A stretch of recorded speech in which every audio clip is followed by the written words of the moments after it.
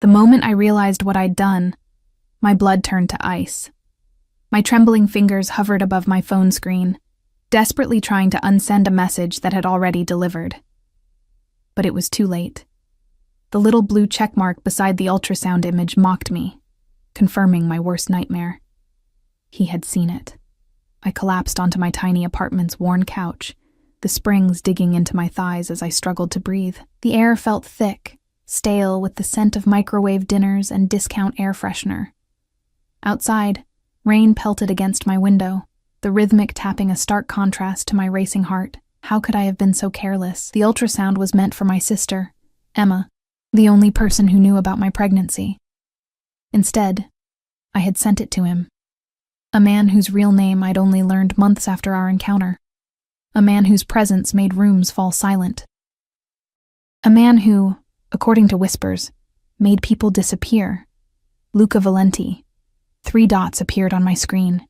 He was typing. I wanted to throw my phone across the room, but I couldn't look away. My palms slicked with sweat as I waited. That's my child. 3 simple words. No question mark, no confusion. Just absolute certainty that sent chills down my spine. I hadn't seen him in exactly 12 weeks and 3 days. Not since that night when I'd made the biggest mistake of my life, or perhaps the most inevitable one. Now, looking at those 3 words, I realized my life as I knew it was over. My phone screen lit up again, this time with an incoming call. His name flashed across it, and a photo I'd never taken, one of me leaving my apartment building yesterday, appeared above it. My stomach lurched. He'd been watching me. I let it ring once, twice, 3 times, each chime driving my anxiety higher. On the 4th ring, I answered, but said nothing. The silence stretched between us, heavy with unspoken threats and promises. "Open your door, Ellie." His voice was exactly as I remembered it. Deep, accented, soft in a way that made it all the more terrifying. "What?" I whispered, though I'd heard him perfectly. "I'm outside your door. Open it." The line went dead. My legs felt like lead as I crossed my small living room to the entrance. Through the peephole, I saw him, impeccably dressed in a tailored charcoal suit that probably cost more than my rent for a year. His dark hair was neatly styled, and his face, with those sharp cheekbones and penetrating eyes, was as handsome as it was dangerous. Behind him stood a broad-shouldered man, eyes constantly scanning the hallway. I considered pretending I wasn't home, but the thought vanished as quickly as it came. Luca wasn't a man you ignored. And now he knew about the baby, his baby. With shaking hands, I unlocked the door but kept the chain latched. I opened it just enough to see his face properly. "How did you find me?" My voice came out steadier than I expected. His dark eyes captured mine, and I watched as they moved down to my stomach, hidden beneath my oversized sweater. "I never lost you, Ellie." Something about the way he said my name, like he owned it, like he owned me, sent a conflicting wave of fear and warmth through my body. "What do you want?" I asked, though I already knew the answer. "Let me in. We need to talk." "We have nothing to talk about." His expression didn't change, but something in his eyes hardened. "The child you're carrying says otherwise." I should have slammed the door, called the police, done anything other than what I did next. But logic had abandoned me the moment his name appeared on my screen. I closed the door, unlatched the chain, and let the devil into my home. Luca stepped inside, his presence immediately making my apartment feel smaller, shabbier. His bodyguard remained in the hallway, closing the door behind his boss. The scent of his cologne, expensive, subtle notes of sandalwood and something darker, filled the space between us. I backed away until my legs hit the couch. He didn't sit.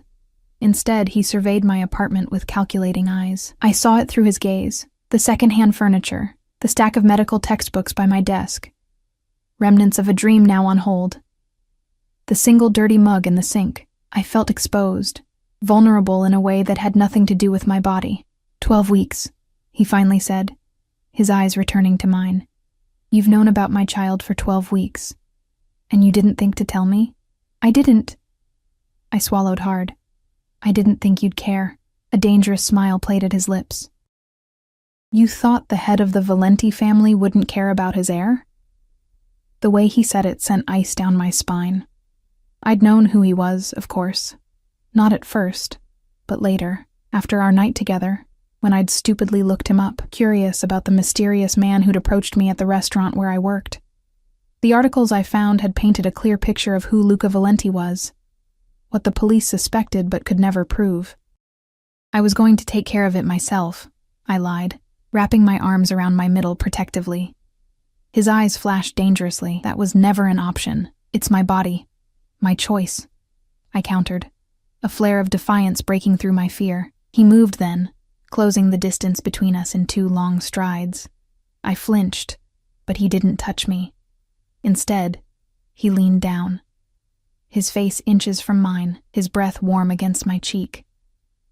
The moment that child was conceived, Ellie, it became mine too. And I protect what's mine. The possessiveness in his voice made my heart race. I should have been outraged, should have told him to leave, but part of me, a small, traitorous part, thrilled at his words. "What do you want from me?" I whispered. He straightened, studying me with those unreadable dark eyes. "Pack a bag. You're coming with me." "What?" "No," I stood up too quickly, a wave of dizziness washing over me. His hand shot out to steady me, gripping my elbow. The touch sent electricity racing up my arm, reminding me of the night when those same hands had explored every inch of my body. "This isn't a request, Ellie. This apartment isn't safe for my child." "Your child," I repeated, anger finally breaking through my fear. "You keep saying that, like you had any part in this beyond one night. You don't know me. You don't get to make decisions for me." A muscle ticked in his jaw. "I know enough. I know you worked double shifts at that restaurant to pay for an apartment that should be condemned. I know you dropped out of medical school when your parents died. I know you have no one except a sister who lives 3 states away." Each word felt like a slap. "Have you been stalking me? I've been looking after what's mine. I am not yours." The words burst out of me. His eyes darkened. "But the child is. And until it's born, that makes you my responsibility too." "I don't need your protection or your charity," I spat, though we both knew it was a lie. My bank account was nearly empty, my rent was overdue, and pregnancy complications had already cost me 2 shifts last week. "This isn't charity," he said coldly. "This is necessity. The man your ex owes money to is not someone you want to cross paths with." My blood ran cold. "What are you talking about?" "Ryan Barnes. The man you dated before me. The reason you took the job at the restaurant where we met." His voice was matter-of-fact, as if he were discussing the weather and not tearing apart my carefully constructed walls. "He's in debt to the Moretti family. Deep debt, and they're not as civilized as I am when it comes to collecting. Ryan. I hadn't thought about him in months. We dated briefly last year before I discovered his gambling problem. He'd disappeared from my life so completely, I'd assumed he'd skipped town to escape his creditors. I'd never imagined those creditors were a rival Mafia family. "What does that have to do with me?" I asked, though dread was already pooling in my stomach. "They know about your connection to him. And when they discover your connection to me, and the child you're carrying..." He left the sentence hanging, but his meaning was clear. I sank back onto the couch, my legs unable to support me anymore. "You're lying. You're trying to scare me into doing what you want." Luca pulled out his phone, tapped a few times, and handed it to me. On the screen was a photo of Ryan, looking thinner and more haggard than I remembered, talking to a man outside what appeared to be my workplace. The timestamp showed it was taken yesterday. "He's looking for you," Luca said softly, "and he's desperate enough to sell information about my child to save his own skin." I handed the phone back, my hands trembling. "Even if that's true, I can't just leave with you. I don't know you. You knew me well enough once." Heat rushed to my cheeks at the memory of that night. How his hands had felt on my skin. How his lips had trailed fire down my neck. How I'd surrendered to him completely. One night of weakness after months of loneliness and struggle. "That was different," I whispered. "Was it?" He knelt in front of me, bringing our eyes level. It was an oddly vulnerable position for such a powerful man. "Tell me you felt nothing, Ellie. Tell me you don't remember every moment of that night as clearly as I do." I couldn't lie. Not when he was looking at me like that. It doesn't matter what I felt. It was one night. And now it's a lifetime. His gaze dropped to my stomach again. Our child changes everything. The way he said, our child, sent a confusing mix of emotions through me. Part of me wanted to run as far from this dangerous man as possible. But another part, the part that had been struggling alone for so long, whispered that maybe, just maybe, I didn't have to do this by myself anymore. I can't just disappear, I said, searching for excuses. I have a job, appointments, all taken care of. Of course he'd already arranged it. Men like Luca Valenti didn't ask. They simply made things happen. Your landlord will receive the remainder of your lease payment. Your employer will be informed of your resignation. Your doctor has referred you to a specialist who will see you tomorrow. My mouth fell open. You can't just rearrange my life without my permission. I already have, he replied calmly. The only question is whether you'll come willingly, or if I need to convince you further. There was no threat in his voice, but I didn't miss the steel behind his words. Luca Valenti always got what he wanted. And if I refuse? I challenged, knowing the answer, but needing to hear it. He leaned forward, his face inches from mine. There is no refusing, Ellie. You carry my child. That makes you mine to protect, whether you like it or not. His eyes softened fractionally, but I'd prefer you came willingly. Pack what matters to you. Everything else can be replaced. I stared at him. This man who had turned my world upside down twice now, first with a night I couldn't forget, and now with a future I couldn't escape. Rain continued to lash against my windows, the storm outside matching the turmoil within me. How long? I asked finally. Until it's safe. His non-answer hung between us. And where would we go? My home. You'll have your own space, your own privacy, but you'll be protected. I closed my eyes, considering my options. There were none. Even if I somehow evaded him today, he'd find me. Men like Luca always did, and if what he said about Ryan and the Moretti family was true, I need an hour, I said at last, opening my eyes. He nodded once, satisfaction evident in the slight relaxation of his shoulders. You have 30 minutes. As I stood to pack, his hand caught mine. The touch was gentle but firm, a reminder of the invisible chains now binding us together. Ellie, he said, his voice softer than I'd heard it. I will keep you safe, both of you. That's a promise. In that moment, looking into his dark eyes, I almost believed him, almost trusted that the devil holding my hand was better than the demons waiting outside. I just didn't know if I'd survive either way. I moved through my apartment like a sleepwalker, gathering pieces of my life into a small suitcase. Clothes, toiletries, my prenatal vitamins, the worn photo of my parents I kept by my bedside. Each item felt like a goodbye. Behind me, I could feel Luca's eyes tracking my movements, watchful and assessing. Is this really necessary? I asked, folding a sweater with trembling hands. Couldn't you just, assign someone to watch my building? No. The single word held no room for negotiation. The Morettis have eyes everywhere, your building, your workplace, probably your doctor's office by now. A chill ran through me at the thought of being watched, tracked like prey. Why would they care so much about me? I'm nobody. Luca moved closer, his presence immediately dominating the small bedroom. You were connected to a man who owes them money. Now you're connected to me and carrying my child. That makes you very valuable in their eyes. As leverage, as a message, as revenge. I swallowed hard, turning away to hide the fear I knew was written across my face. My hand unconsciously went to my stomach, still mostly flat beneath my sweater. The life growing inside me suddenly felt more real, more vulnerable than ever before. You have 5 more minutes, Luca said, checking his watch. An expensive timepiece that probably cost more than my car. I nodded, moving to the bathroom to gather my remaining necessities.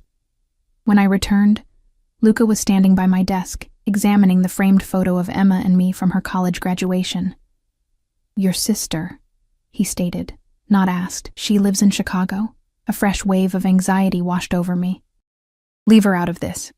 He placed the frame back exactly where he'd found it. I already have security watching her building. She'll be protected. The casual way he said it, as if assigning men to surveil my sister was nothing, a minor detail already handled, reminded me exactly who I was dealing with. This man commanded an empire built on fear and power. And now, through one careless mistake, I was caught in his web. I zipped my suitcase closed with finality. I'm ready. Luca nodded and reached for my bag, his hand brushing mine. Even that brief contact sent an unwelcome warmth through me. I pulled away quickly, wrapping my arms around myself. My car is waiting, he said, either not noticing or choosing to ignore my reaction. He opened the door, and his bodyguard immediately straightened to attention. Another man, one I hadn't seen before, appeared from the stairwell, tall, with vigilant eyes that scanned me briefly before turning to Luca. The perimeter is clear, boss, he said in a low voice. But there was a car circling the block. Black sedan, tinted windows, Moretti's style. Luca's expression hardened. Time to go. He placed his hand on the small of my back, guiding me toward the stairs. The touch was light but insistent, brooking no argument.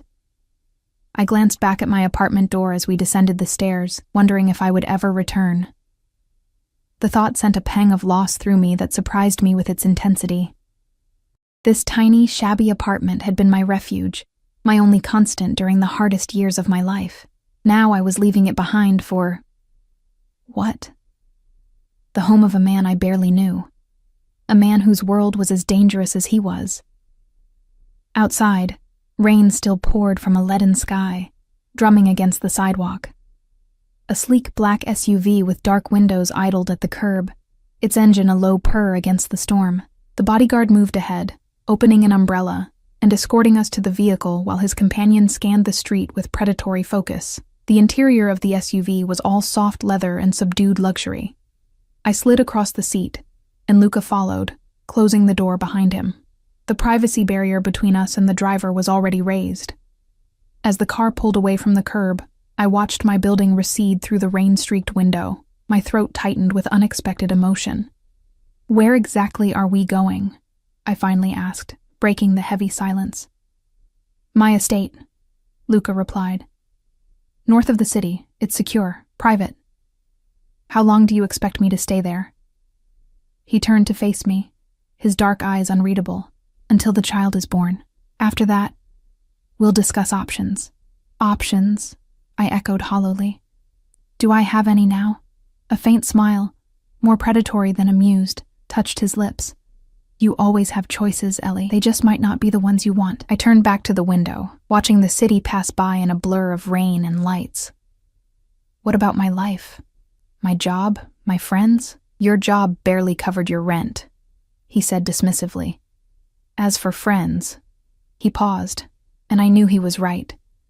I'd isolated myself after my parents died, working double shifts and falling into bed exhausted, barely maintaining connections. You can contact anyone you need to. Tell them you've taken a private nursing position if you like, something that explains your absence. I shook my head, anger flaring through my fear. You've thought of everything, haven't you? It's my job to think of everything, to anticipate threats, eliminate vulnerabilities, and that's what I am. A vulnerability? His eyes traveled over my face, down to where my hand rested protectively on my stomach. You're carrying my child. That makes you both my greatest vulnerability and my greatest responsibility. The way he said it sent a confusing ripple of emotion through me. There was possession in his tone, yes, but also something else. A fierceness that bordered on devotion. It was unsettling coming from a man like him. Tell me about the night we met, I said suddenly, needing to change the subject, to regain some sense of control. Why did you approach me?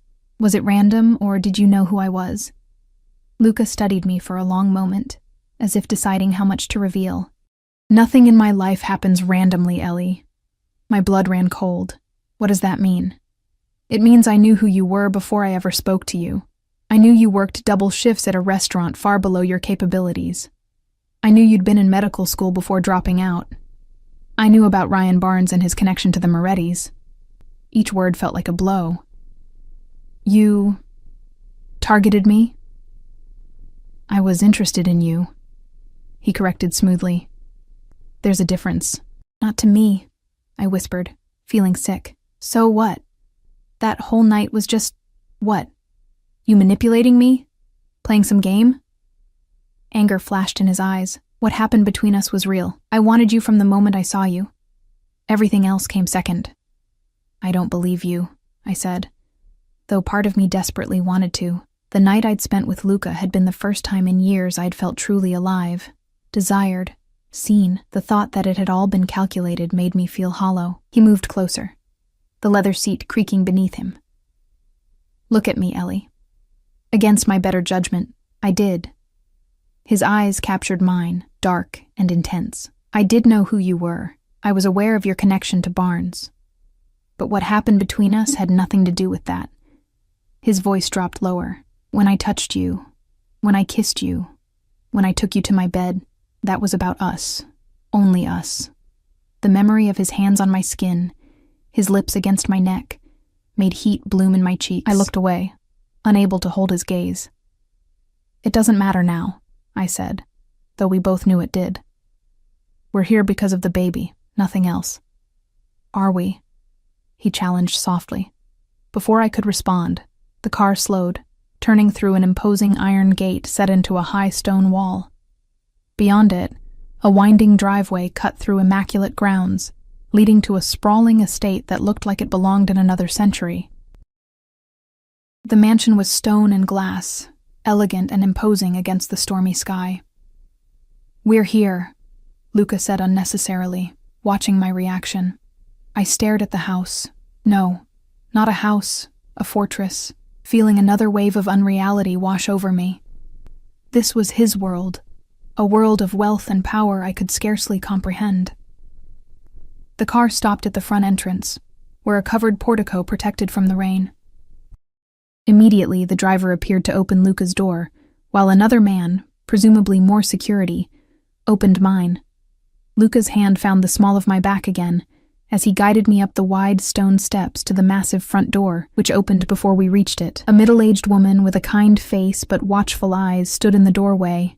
Mrs. Russo, Luca greeted her. This is Ellie Parker. She'll be staying with us indefinitely. The woman's eyes traveled to my stomach briefly before returning to my face with a warm smile. Welcome, Miss Parker. I've prepared the East Wing suite for you. Thank you, I murmured, feeling overwhelmed. Mrs. Russo oversees the household, Luca explained. Anything you need, she can provide or arrange. The foyer we stepped into was cavernous, with a sweeping staircase and marble floors that echoed with our footsteps. Art that looked museum-worthy hung on the walls, and a massive crystal chandelier cast rainbows of light across the space. It was beautiful, intimidating, and nothing like anywhere I'd ever lived. I'll show Miss Parker to her rooms, Mrs. Russo offered, but Luca shook his head. I'll take her. Have dinner prepared in my study in 1 hour. We'll eat privately tonight. The woman nodded and disappeared down a hallway, leaving me alone with Luca once more. This way, he said, guiding me up the staircase. Your suite connects to mine, but you'll have complete privacy, your own entrance, sitting room, bedroom, and bath. Connected to yours? I echoed, alarmed. He glanced at me, a hint of that predatory smile returning. For security purposes, the connecting door locks from both sides. We reached the top of the stairs and proceeded down a long corridor lined with more artwork and antique furniture. Finally, Luca stopped at a set of double doors, which he opened to reveal a suite that was larger than my entire apartment. The sitting room was elegant without being ostentatious. Plush cream carpets, a comfortable-looking sofa in soft blue, a marble fireplace with a fire already crackling inside. Beyond, I could see a glimpse of a bedroom with a massive 4-poster bed. Is this adequate? Luca asked, and I detected a rare note of uncertainty in his voice. I nodded, unable to form words. The luxury surrounding me was so far removed from my daily existence that it felt like I'd stepped into another world. Your bathroom is through there, he continued, pointing to a door on the right. The closet has been stocked with some essentials, but we can have anything else you need delivered. Stocked? I found my voice. You already bought me clothes. Mrs. Russo did. I gave her your sizes. At my look of alarm, he added, Your medical records provided the information. Nothing invasive. Nothing invasive. As if kidnapping me from my life, researching my background, and installing me in his home like a prized possession wasn't invasive enough. The connecting door is here, he said, moving to a discreet door built into the far wall. As I said, it locks from both sides. He demonstrated the heavy bolt on my side. My suite is beyond it. If you need me for any reason, at any hour, you only need to knock. The implication in his words made my heart rate accelerate. I moved away from the door, putting distance between us. I'd like to rest now, I said, suddenly desperate to be alone, to process everything that had happened in the last few hours. Luca studied me for a long moment, his expression softening almost imperceptibly. Of course. Pregnancy is exhausting, especially in the first trimester. Rest, we'll talk more over dinner. He moved toward the main door, then paused. Ellie. I looked up, finding his eyes intent on mine. I know this isn't what you wanted, but I promise you'll be safe here. Both of you. His gaze dropped briefly to my stomach. And in time, I hope you'll come to see that this arrangement benefits us both. With that cryptic statement, he left, closing the door softly behind him. Alone at last, I sank onto the edge of the bed, burying my face in my hands. Tears I'd been holding back all day finally spilled free, hot and desperate. What had I done? How had one careless text message led to this, being essentially held captive by one of the most dangerous men in the country? A man who had gotten me pregnant in a single night of weakness, a man who claimed to want to protect me but had turned my life upside down without a second thought. I don't know how long I sat there crying, but eventually the tears subsided, leaving me hollow and exhausted. The soft ticking of an antique clock on the mantelpiece counted away seconds of my new reality.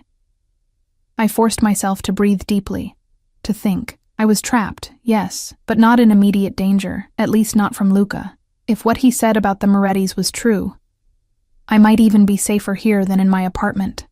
The thought provided little comfort. Rising from the bed, I explored my new prison. The bathroom was a marvel of marble and glass, with a soaking tub large enough to swim in, and a shower with more settings than I knew what to do with. The walk-in closet was even more unsettling. Rows of clothes in my size, tags still attached, casual wear, maternity clothes for later stages, even nightgowns and underwear. All expensive brands I'd never have bought for myself. The precision of it all, the way Luca had anticipated and prepared for my arrival, sent another chill through me. How long had he been planning this?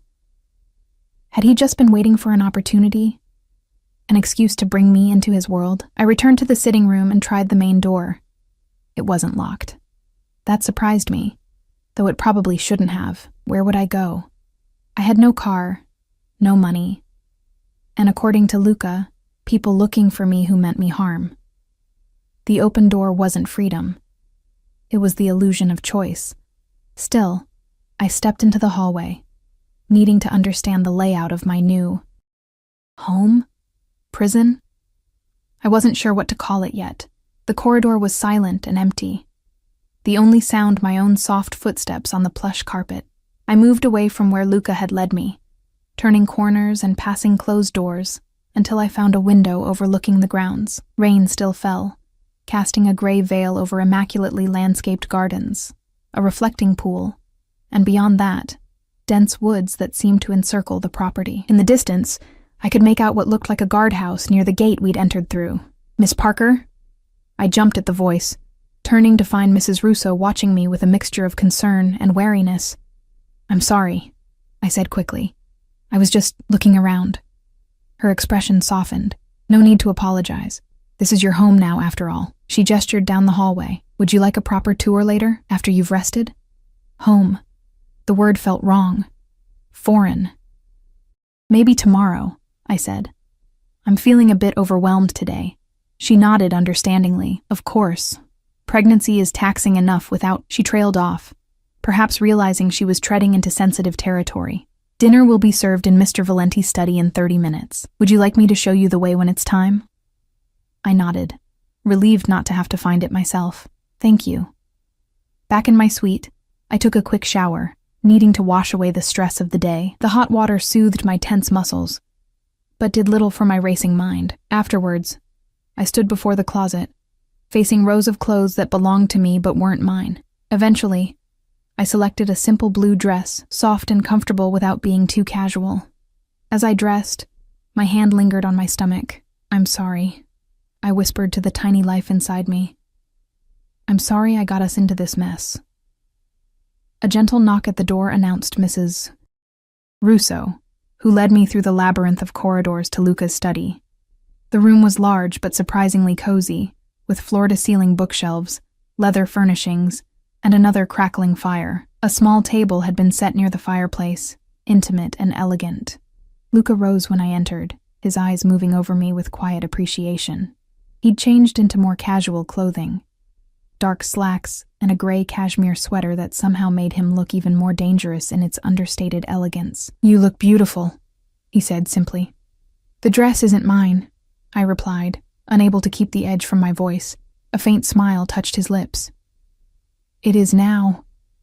Mrs. Russo discreetly left, closing the door behind her. Luca pulled out my chair, and I sat, hyper-aware of his proximity as he moved to his own seat across from me. A bottle of mineral water and wine sat on the table. He poured water for me without asking. "I've arranged for the top prenatal specialist in the state to see you tomorrow," he said, as a young man entered silently with our first course. "Dr. Winters, she's very discreet." I stared down at the delicate soup before me. "I already have a doctor, a general practitioner who sees 50 patients a day," Luca countered. "Dr. Winters specializes in high-risk pregnancies." I looked up sharply. "Is my pregnancy high risk?" "All pregnancies involving my family are high risk by default," he said, a hardness entering his voice. "The Morettis aren't the only ones who would use my child as leverage." The casual way he referenced the violence of his world made my appetite vanish. I pushed the soup away, untouched. "You need to eat," Luca said, his tone gentler. "For the baby." "Don't." I closed my eyes briefly. "Don't use the baby to manipulate me." "I'm not manipulating you. I'm stating medical fact. Proper nutrition is essential during pregnancy, especially the first trimester." I knew he was right, which only irritated me more. Reluctantly, I picked up my spoon and began to eat. The soup was delicious, of course. "Tell me about your sister," Luca said after a moment, clearly changing tactics. I hesitated, wary of discussing Emma with him. "Why?" "Because she's important to you, and what's important to you matters to me now." I set down my spoon, studying his face for signs of deception. Finding none, I said, "Emma is 26. She's a research scientist in Chicago, working on climate change models. She's brilliant, stubborn, and the only family I have left. You're close?" I nodded. "After our parents died, she wanted me to move to Chicago with her. But I'd just started medical school here. I was too stubborn to leave." A bitter smile touched my lips. Not that it mattered in the end. I had to drop out anyway when the money ran out. "You could go back," Luca said, surprising me, "after the baby is born, if you wanted to." I stared at him. "What?" "Medical school. You could finish your degree. I'd make the arrangements, cover the costs." For a moment, I allowed myself to imagine it, completing the dream I'd abandoned, becoming the doctor I'd always wanted to be. Then reality crashed back. "And the baby?" I asked. "Would be with you, of course. With us. Us." The word hung in the air between us, loaded with implications I wasn't ready to face.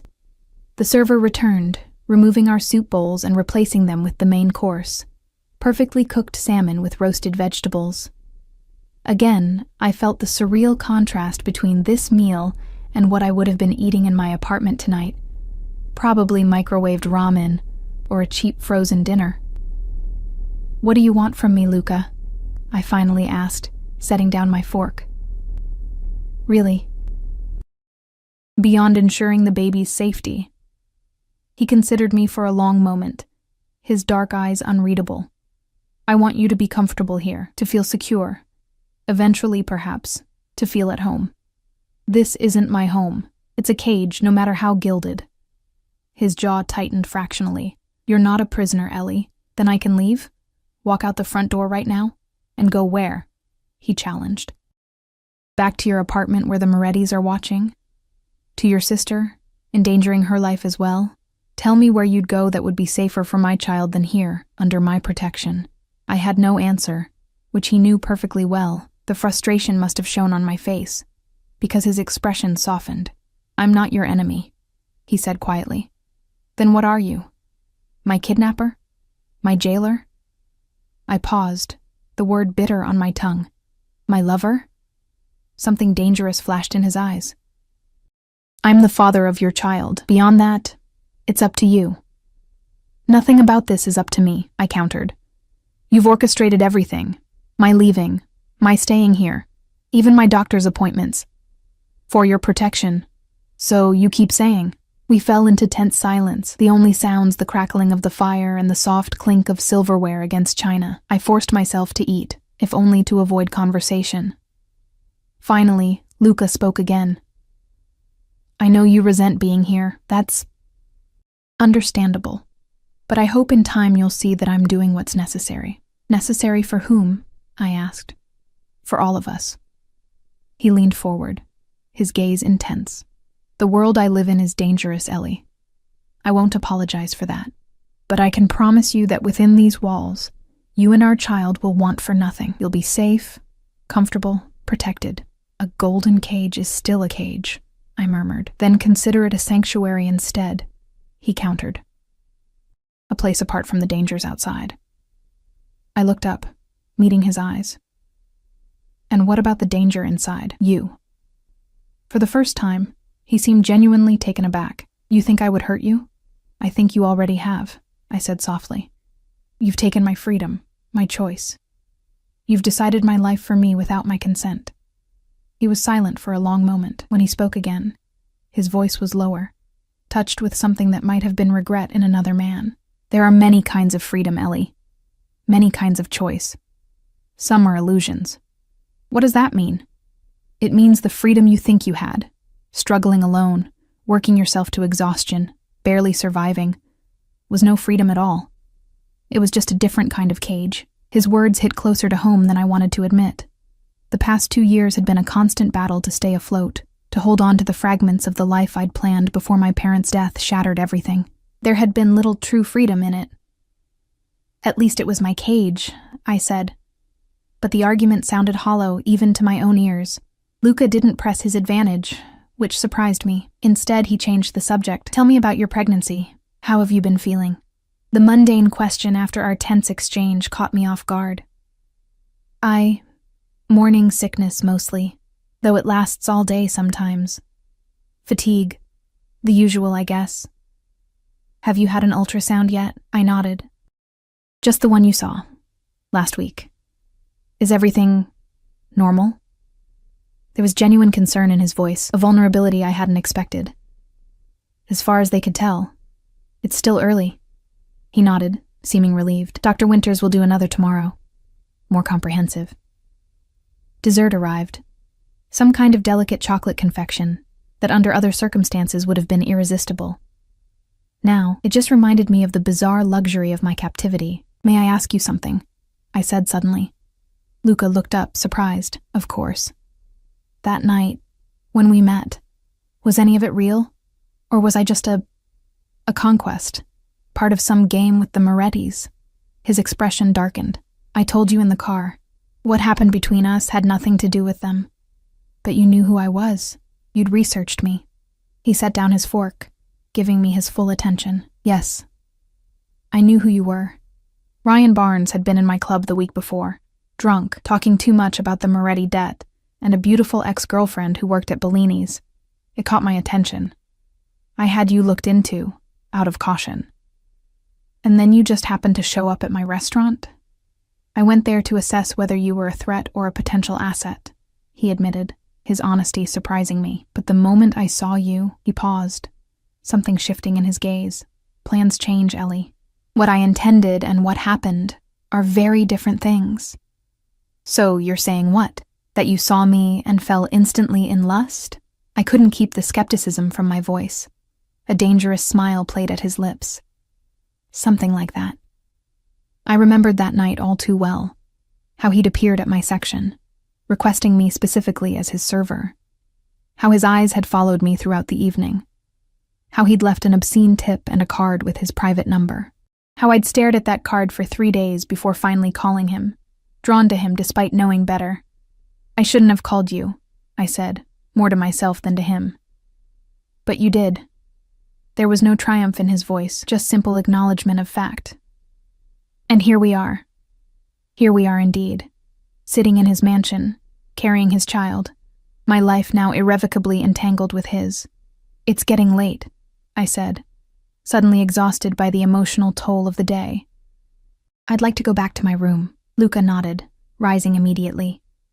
"I'll walk you." "I can find my way," I said quickly, not wanting to spend another moment in his unsettling presence. He studied me for a beat, then inclined his head. "As you wish. Sleep well, Ellie." I stood, but before I could turn to leave, his hand caught mine. The touch was light, almost gentle, but it sent electricity racing up my arm. An unwelcome reminder of the chemistry that had led to this mess in the first place. "One day," he said softly, "you'll understand that everything I've done has been to protect what's mine, including you." I pulled my hand away. "I'm not yours." His eyes held mine, intense and knowing. "Aren't you?" I didn't dignify his question with an answer. Instead, I turned and walked away, my heart pounding against my ribs. The worst part wasn't his arrogance or his presumption. It was the tiny, traitorous part of me that responded to his possessiveness, that thrilled at being claimed by such a powerful man. I hated that part of myself. The mansion was quiet as I made my way back to my suite, guided more by instinct than memory. A few wrong turns later, I found myself in an unfamiliar wing, the decor subtly different, darker woods, more masculine furnishings. I was about to turn back when a door opened ahead of me, and a man emerged. The same bodyguard who had been outside my apartment earlier. He froze when he saw me, then quickly composed his features. "Miss Parker, are you lost?" "I'm trying to find my way back to my room," I admitted. "You're in the security wing," he explained. "Your suite is on the other side of the house." His expression gave away nothing, but I sensed disapproval. "I'll escort you." "Thank you." I trailed off, realizing I didn't know his name. "Marco," he supplied after a slight hesitation. "Thank you, Marco." We walked in silence, his presence a few steps behind me, both protective and monitoring. When we reached my door, he nodded once and turned to leave. "Wait," I called after him. "How long have you worked for Luca?" Marco's face remained impassive. 10 years, miss." "And in all that time, has he ever brought someone here, like me?" A flicker of something, surprise, perhaps, crossed his features. "No, miss. Never." Without another word, he disappeared down the hallway, leaving me with that small, unsettling revelation. I was the first woman Luca had brought to his home. I wasn't sure if that made things better or worse. Inside my suite, I changed into a silk nightgown that had been laid out on the bed, another item I hadn't chosen but now apparently owned. The fabric felt like water against my skin, too sensual for my current circumstances. I wrapped a robe around myself, cinching it tightly at the waist. Sleep evaded me. I lay in the enormous bed, staring at the ceiling, my mind racing through the day's events. Just this morning, I'd been in my own apartment, my own life. Now I was here, a captive in a gilded cage, carrying the child of one of the most dangerous men in the country. A child. The reality of it still seemed surreal. I placed my hand on my stomach, trying to connect with the tiny life growing inside me. What kind of world would this baby be born into? What kind of father would Luca Valenti be? The thought sent a chill through me. When sleep finally came, it was restless and filled with dreams. Luca's hands on my skin, his lips against my neck, his voice whispering possessive words in my ear. I woke with a start at dawn, my body flushed and my heart racing, angry at my subconscious betrayal. A knock at the door startled me further. I wrapped the robe tighter and called. "Yes?" Mrs. Russo's voice came through the door. "Miss Parker? Breakfast is ready whenever you'd like it, and Dr. Winters will be here at 10. "Thank you," I called back. "I'll be down shortly." In the bright light of morning, The suite seemed even more opulent than it had the previous night. The sitting room windows overlooked the gardens, now bathed in autumn sunshine that belied yesterday's storms. The grounds were vast and beautiful, the woods beyond them ablaze with fall colors. I showered and dressed in clothes that weren't mine, trying not to think about how perfectly they fit. A pair of dark jeans and a soft sweater that accommodated my still minimal baby bump comfortably. When I emerged from the bedroom, I was startled to find Luca sitting in one of the armchairs in my sitting room, reading something on his phone. He looked up when I appeared, his dark eyes moving over me appreciatively. "Good morning." "You could have knocked," I said, crossing my arms over my chest. "I did." "You were in the shower." He rose, tucking the phone into his pocket. "I came to escort you to breakfast, and to check how you slept." "Fine," I lied. I wasn't about to tell him about my dreams. He studied me for a moment, as if assessing the truth of my statement, then simply nodded. "The dining room is this way." I followed him through the maze of corridors, noting how staff members we passed lowered their eyes respectfully, some murmuring, "Good morning, Mr. Valenti." No one looked directly at me, but I felt their curiosity like a physical touch. The dining room was grand, but not imposing, with tall windows overlooking a different section of the gardens. A table that could easily seat 20 was set for 2 at one end, the place settings so far apart that conversation would require raising one's voice. Luca noted my hesitation. "Would you prefer the breakfast nook? It's more intimate." The word intimate sent an unwelcome flutter through me. "This is fine." A server appeared immediately with coffee for Luca and herbal tea for me. Another followed with plates of fresh fruit, pastries, and what looked like a perfect omelet. The efficiency was both impressive and unsettling. How did they know exactly when to appear? "Did you sleep well?" Luca asked as we began to eat. "Yes," I lied again. "The room is comfortable." "Good." He took a sip of his coffee, watching me over the rim of his cup. "Dr. Winters will be here at 10. I've had a room prepared as a proper examination space." I paused with my fork halfway to my mouth. "You have a medical room in your house?" "I have everything necessary in my house," he replied simply. "My position makes hospitals complicated." Of course. A man like Luca couldn't risk being vulnerable in a public place. I wondered how many bullets he'd taken over the years, how many wounds had been treated in that room. "After your appointment, I thought you might like a tour of the grounds," he continued. "The gardens are extensive, and there are trails through the woods if you enjoy walking. Am I allowed to walk the grounds alone?" His expression tightened slightly. "The gardens are perfectly safe. The woods—" He hesitated. "I'd prefer if you had an escort in the woods." "One of your men, you mean? Or me?" he said, his voice dropping slightly. I focused on my tea, needing to break the intensity of his gaze. "I'm sure you're too busy for walks in the woods." "I'm never too busy for you." The simple statement, delivered without embellishment, sent another unwelcome ripple of heat through me. I changed the subject. "Will you be at my appointment with Dr. Winters?" "Do you want me there?" The question caught me off guard. Until now, Luca had simply decided things for me. This was the first time he'd asked what I wanted. "No," I said after a moment. "I'd prefer privacy." He nodded, accepting my decision without argument. "As you wish. But I'd like to speak with her afterward, if that's acceptable to you." Again, asking rather than demanding. It was a small thing, but it felt significant. "That's fine," I agreed. We finished breakfast in surprisingly comfortable silence. As we rose to leave, Luca's phone rang. He glanced at it, his expression darkening. "I need to take this," he said. "Mrs. Russo will show you to the medical suite when it's time. I'll try to join you after your appointment."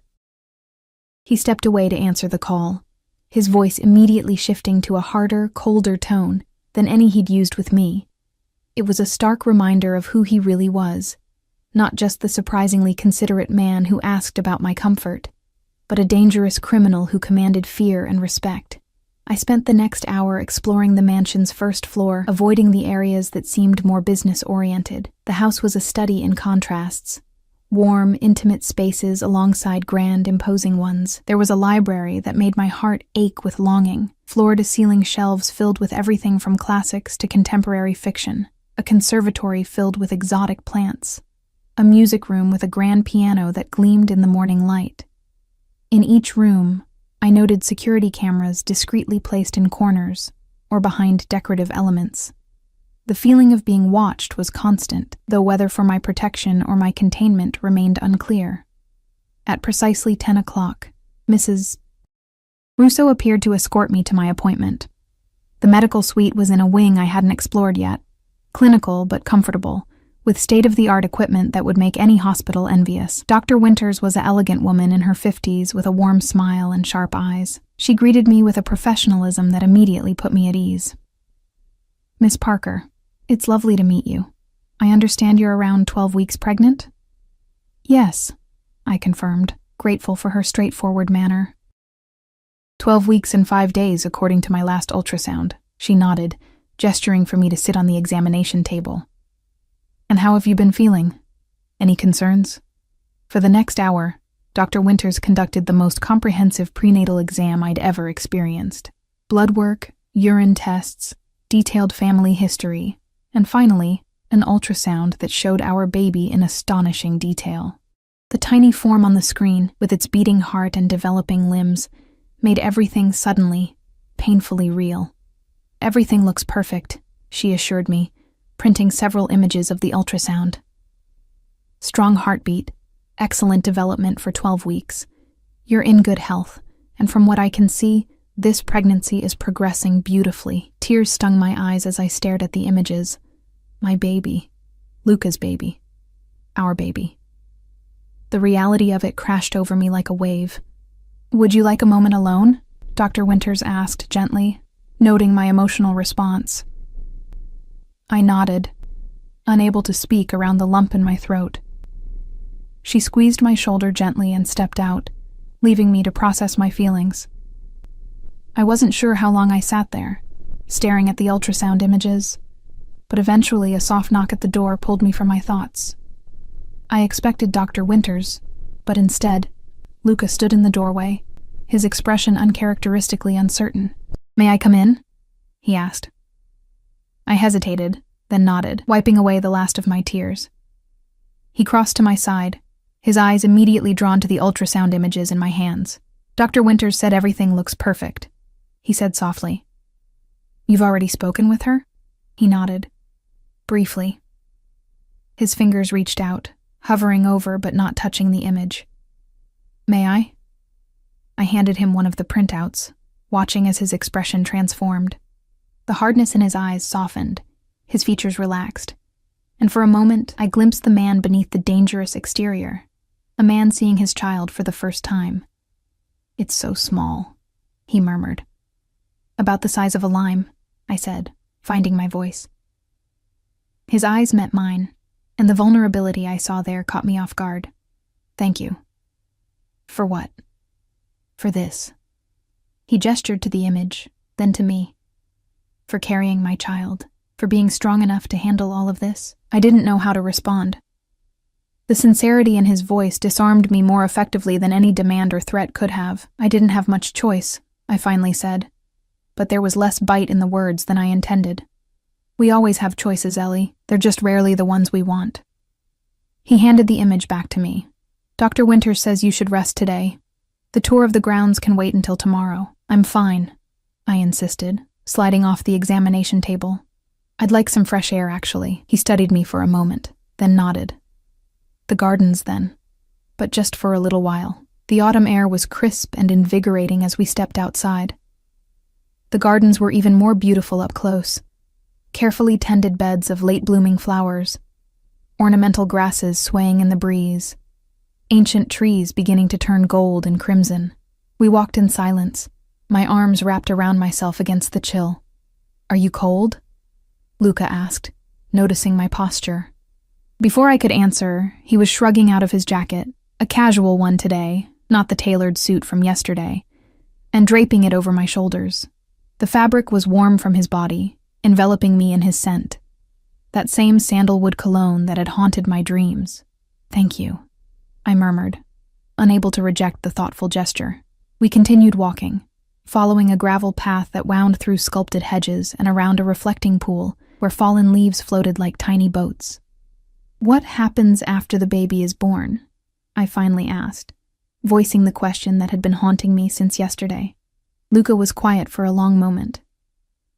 "What would you like to happen?" Again, asking instead of telling. It threw me off balance. "I don't know," I admitted. "I haven't thought that far ahead. Everything's happening so fast." "We have time," he said. "Months to figure it out. But you must have a plan. You always do." A faint smile touched his lips.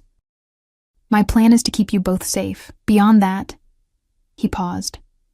"I want my child in my life, and I want you to be happy, Ellie. Those are my only certainties." The simplicity of his answer surprised me. "Even if being happy means leaving here? Leaving you?" His jaw tightened almost imperceptibly. "If that's what you truly want, we'll find a way to make it work. But I hope by then, you'll have seen that your place is here. With me." His words hung in the air between us. With me. Not just with our child, but with him. The implication was clear. He wanted more than just co-parenting. The thought should have terrified me. Instead, it sent a confused flutter through my chest. "You don't even know me," I said, pulling his jacket tighter around my shoulders. "One night together doesn't make a relationship." "I know you better than you think," he countered, his voice gentle. "I know you're fiercely independent even when it hurts you. I know you'd sacrifice anything for the people you love. You gave up your dreams for your parents, and you'd do the same for your child." His eyes held mine. "I know you're intelligent, compassionate, stronger than you realize." I looked away, uncomfortable with his assessment. "That's not knowing me. That's observations, data points." "Then give me the chance to know you," he said, stepping closer, "and to let you know me. The real you, or the version you want me to see." Something like hurt flashed across his features. "I've never pretended to be something I'm not, Ellie. Not with you." We'd reached a stone bench beneath a massive oak tree, its branches casting dappled shadows across the ground. Luca gestured for me to sit, joining me after I did, careful to leave space between us. "My father was a monster," he said suddenly, startling me with the abrupt change in topic. "Cruel, violent, unpredictable. My mother lived in terror of him. So did I, until I was old enough to fight back." His voice was matter of fact, but I could hear old pain beneath the surface. I swore I would never be like him, that if I ever had a family, they would never fear me. I studied his profile. The hard lines of his face softened in reflection. "Is that why you brought me here? Because you don't want your child to grow up without you? Like you did without a real father?" He nodded slowly. "Partly. But it's more than that." His eyes met mine. "The night we spent together, it wasn't just sex for me, Ellie. There was something between us. Something rare." Heat rose to my cheeks at the memory. How perfectly we'd moved together. How he'd seemed to know exactly what I needed. How safe I'd felt in his arms despite knowing what he was. The contradiction had been intoxicating. "Chemistry," I said dismissively. "Physical attraction. Is that all you felt?" The directness of his question caught me off guard. I stood, needing distance from his penetrating gaze. "It doesn't matter what I felt. We live in different worlds, Luca. Yours is..." I gestured vaguely. "All this. Power, danger, wealth. Mine is ordinary, normal. And yet here you are, in my world." He rose, moving to stand beside me. "Maybe the universe is trying to tell us something." "The universe didn't send that ultrasound," I pointed out. "I did. By mistake." A smile touched his lips. "Some might call that fate. I call it a technological error." He laughed then, a genuine sound that transformed his face. For a moment, I caught a glimpse of what he might have been in another life. Just a man, not a mafia boss. The thought made my heart ache with unexpected longing. "We should go back inside," I said, feeling suddenly vulnerable. "It's getting colder." As if on cue, a sleek black car appeared at the far end of the garden, approaching along the driveway. Luca's posture changed immediately, his body tensing as he moved slightly in front of me. "Were you expecting someone?" I asked, alarmed by his reaction. "No." His voice had turned cold, his hand moving to his side where I suspected he carried a weapon. He pulled out his phone, tapped a message, then returned it to his pocket. "Go back to the house, Ellie. Now." "What's happening?" "Just go," he insisted, his eyes never leaving the approaching vehicle. Before I could move, 2 more cars appeared, boxing in the first. Men emerged. Luca's men, I realized by their deferential postures. The tension in Luca's body eased fractionally. "It's all right," he said, though his voice remained tight. "My security has it under control." The first car's door opened, and a woman stepped out, elegant, middle-aged, with a regal bearing that commanded attention even from a distance. Luca's entire demeanor changed at the sight of her. "My mother," he said, sounding both annoyed and resigned. "Wait here." He strode across the lawn toward the woman, who stood her ground, chin raised defiantly. Even from a distance, I could see the tension in their postures as they spoke. After a brief, apparently heated exchange, both turned toward me.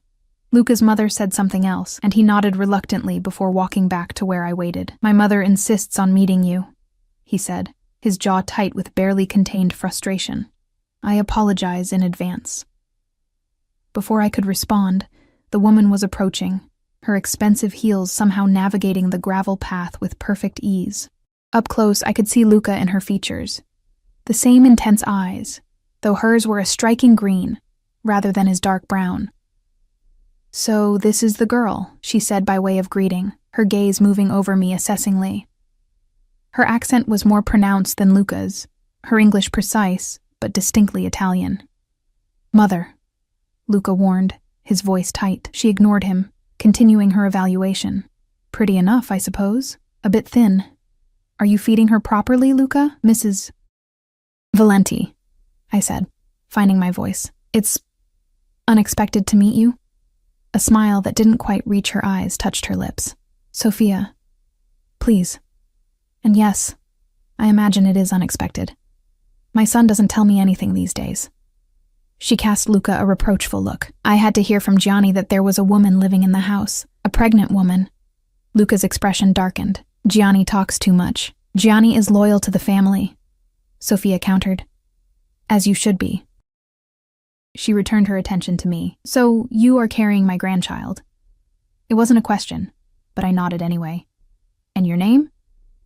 "Ellie Parker." "Parker," she repeated, as if testing the sound of it. "Not Italian." "No," I confirmed unnecessarily. She turned to her son. "We need to talk, Luca. Privately." He shook his head. "Anything you have to say can be said in front of Ellie." Sophia's eyebrows rose slightly at that. "Very well."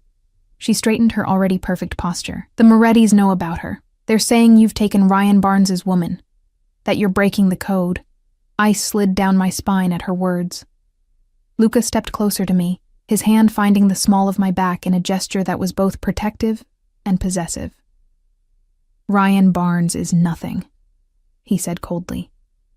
"He gambled with the Moretti's money and lost. He has no claim on Ellie. Nevertheless, they're using it to stir up trouble with the other families." Sophia's eyes moved to me again. "They're saying you stole her to spite them." "That's ridiculous," I interjected. "I barely knew Ryan. We dated briefly, almost a year ago." Sophia's calculating gaze settled on my stomach. "And the child is mine," Luca said before I could respond, his voice leaving no room for doubt. "Conceived months after Barnes was out of the picture." Something shifted in Sophia's expression. A slight softening around the eyes, a relaxing of her mouth. "You're certain?" "Absolutely." Luca's hand remained on my back, a warm anchor in the increasingly surreal conversation. Sophia nodded, apparently satisfied. "Then we have a situation to address." She squared her shoulders. "The child must be legitimized. You must marry." "What?" The word escaped me in a shocked gasp. "No, that's the only solution," Sophia finished firmly. "If Ellie becomes a Valenti, no one can question your right to protect her. The child will be born into the family properly. The Morettis will have no grounds for their complaints. This isn't the 1950s, Mother," Luca said, though his voice lacked conviction. "We don't need to marry for the sake of appearances." Sophia's eyes flashed dangerously. This has nothing to do with appearances and everything to do with survival. Your father built this family on respect for tradition. If you father a child out of wedlock with a woman the Morettis are claiming has ties to them, it undermines everything we stand for. I felt as though I'd stepped into some alternate reality where powerful crime families discussed marriage and legitimacy like characters in a Victorian novel. Don't I get a say in this? Both Valentis turned to me, seeming almost surprised by my interruption. Of course you do, Luca said quickly, though his mother's expression suggested otherwise. I'm not marrying anyone, I stated firmly, especially not for politics or traditions or whatever this is. Sophia's eyes narrowed slightly. You carry a Valenti air. That comes with responsibilities. I didn't ask for any of this, I countered, anger finally breaking through my shock. I didn't ask to be brought here, to be caught in the middle of your family feuds. I certainly didn't ask to be told I have to marry a man I barely know just to satisfy some outdated code of honor. To my surprise, Sophia's expression softened fractionally. You have spirit. Good. You'll need it. She turned to her son. I like her better than the socialites you usually waste time with. Luca pinched the bridge of his nose, looking uncharacteristically at a loss. Mother, please. We'll discuss this further inside, Sophia declared, already turning toward the house. It's getting cold out here, and in her condition, Ellie shouldn't be chilled. With that, she swept away, leaving us in stunned silence. I'm sorry, Luca said once she was out of earshot. My mother is traditional. Traditional? I echoed incredulously. She just ordered us to get married like she was arranging a business merger. A reluctant smile tugged at his lips. That's Sophia Valenti. Everything is business to her, he sighed, running a hand through his hair. We don't have to do anything you don't want to do, Ellie. I promised you'd be protected here, and that includes protection from my mother's schemes. I studied his face, trying to read what lay beneath his words. But you think she's right, don't you? About the marriage? He hesitated, then nodded slowly. From a strategic standpoint, yes. It would strengthen our position against the Morettis. It would ensure the child's place in the family. His eyes held mine. But I would never force you into marriage, Ellie. Not even for those reasons. The sincerity in his voice caught me off guard. Despite everything, I believed him. I need time, Luca. It's too much, too fast. You have all the time you need, he offered his arm. But we should go in. My mother isn't known for her patience. Inside, Sophia had installed herself in Luca's study like a queen holding court. Mrs. Russo was already serving her tea, looking both flustered and deferential. Sit, both of you, Sophia commanded as we entered. We have much to discuss. The next hour was surreal. Sophia Valenti outlined a plan that sounded more like a corporate merger than a marriage. Timing, announcements, a ceremony that would satisfy tradition while maintaining security.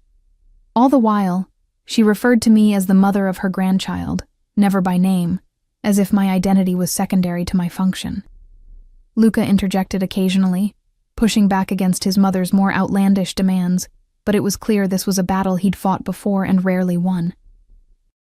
I remained largely silent, watching the power dynamics play out between mother and son. Enough, mother, Luca finally said, his patience visibly wearing thin. Ellie and I will discuss this privately. Whatever decision we make will be ours alone. Sophia raised an elegant eyebrow. The family council meets next week. They'll expect an announcement. They'll get one when we're ready to give it, he countered firmly. Now, it's been a long day, and Ellie needs rest. It was a dismissal, and Sophia recognized it as such. She rose with dignity, smoothing her already immaculate dress. Very well, but don't wait too long, Luca. The Morettis certainly won't. After she left, escorted by Mrs. Russo, a heavy silence fell over the study. Luca poured himself a drink, whiskey by the amber color, and offered me water, which I accepted gratefully. Your mother is formidable, I said, breaking the silence. A wry smile touched his lips. That's the kindest description she's ever received. He took a sip of his drink. She's also usually right, which is the most infuriating thing about her. I set my water down, gathering my courage. "Luca, I can't marry you. Not like this. Not under these circumstances." He nodded, unsurprised. "I know. But you want me to." He considered his answer carefully. "I want you safe. I want our child protected. Marriage would accomplish both." He set his glass down, moving to sit beside me on the sofa. "But more than that, I want you to choose me, Ellie. Not because of the baby, not because of the Morettis, but because you want me the way I want you." The raw honesty in his voice made my heart race. And how is that? His eyes captured mine, intense and unwavering, completely, exclusively, for the rest of our lives. My breath caught in my throat. "You can't possibly know that. We barely know each other. Some things you just know." He reached out, his fingers lightly brushing a strand of hair from my face. "The night we spent together, I knew you were different, special. When I found out about the baby, I knew it was meant to be." "That's not rational," I whispered. A smile touched his lips. "Love rarely is. Love." The word hung in the air between us, dangerous and tempting. "Give us a chance, Ellie," he said softly. "Not marriage, not yet. But a chance to see if what I feel for you, what I think you feel for me too, is real." I should have said no, should have maintained the walls I'd built around myself. But something in his eyes, vulnerability beneath the strength, longing beneath the control, broke through my defenses. "One day at a time," I said finally. "That's all I can offer." Relief and something like joy transformed his face. "That's all I'm asking for." He leaned forward slowly, giving me time to pull away. I didn't. His lips met mine in a kiss that was gentle yet possessive, a promise and a claim all at once. My body responded instantly, remembering the night we'd shared, craving more despite my better judgment. When we parted, his forehead rested against mine. "One day at a time," he repeated, his voice husky. In that moment, with his warmth surrounding me and our child growing between us, I allowed myself to imagine a future I'd never expected, one where this dangerous, complex man became my sanctuary, rather than my cage. It wouldn't be easy. There would be battles ahead, with the Morettis, with his mother, with the expectations of his world. But as Luca's arms encircled me, drawing me against his chest where I could hear the steady beat of his heart, I realized something important. I wasn't alone anymore. For better or worse, Luca Valenti had claimed me as his own. And deep down, in a place I wasn't quite ready to acknowledge, I'd begun to claim him too. "One day at a time," I whispered against his chest, feeling his arms tighten around me in response. It was both a concession and a promise, the beginning of something I couldn't yet name, but could no longer deny. Whatever came next, we would face it together. Mother and father, man and woman, protector and protected, and perhaps someday, husband and wife, not because tradition demanded it, or danger necessitated it, but because our hearts, against all odds and reason, had chosen each other. As the sun set over the estate, casting long shadows across the grounds, I remained in Luca's embrace. No longer his captive, but not quite free either, bound by something stronger than fear, more enduring than obligation. It had begun with a mistaken message, a careless tap on a screen. But perhaps, as Luca had suggested, it wasn't a mistake at all. Perhaps it was exactly what was meant to be.